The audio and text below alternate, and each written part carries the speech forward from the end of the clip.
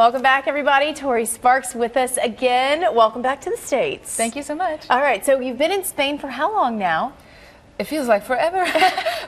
Officially for a year and a half, but I spent some time going back and forth before.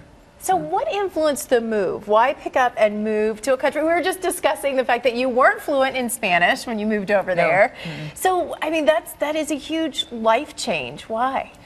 Well, there's such a, it would take many, many interviews to explain, but the short version is that I was considering moving overseas anyway to tour, and I thought about Paris because I spoke French and I had studied there, and decided against that, and I just fell in love with Barcelona, and it was the same kind of plan, move somewhere overseas, tour in Europe, and see how it goes for a while, because when I've been touring there before, it had gone very well. Yeah. And I just love Barcelona, and I've learned Spanish since, and I love the language, and it's gone very well, but yeah, I guess in retrospect, it looks like kind of a, what were you thinking, sort of a move. But it's a good thing, because if you really had thought about it, then you might have scared yourself out of doing it, so. Well, it's funny, because the really big decisions in my life never, now I can't speak English. I say no me cuesta nada. They don't really stress me out. I think, okay, I'm moving to Spain. What do I need to do to get there? Yeah. And that's it. But when I have to think about, like, well, do I tell the guy in Jacksonville, Florida, or in Tallahassee that I'm going to play on Friday night because they both said yes to the same date? I'll like worry about it for a week. Right, exactly. Doesn't make any sense. It's little things. Well, the good thing is you've already got a date here that you're going to be playing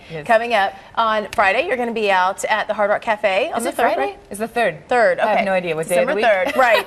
So Friday. go out. You can check her out, Reverb Room, and you've got this album out, which I think is so cool. It's Until Morning on one side and Come Out of the Dark on the other. I said, wow, that's awesome. I love the fact that it's got 2 discs in here. And you said when you were working on this, it really kind of evolved into 2 different stories. Well, because at the time I was traveling back and forth between Europe and the States, and I was touring and speaking at conferences and doing all this stuff. So the first disc kind of was the collection of stories about Spain. The second disc is more about Nashville.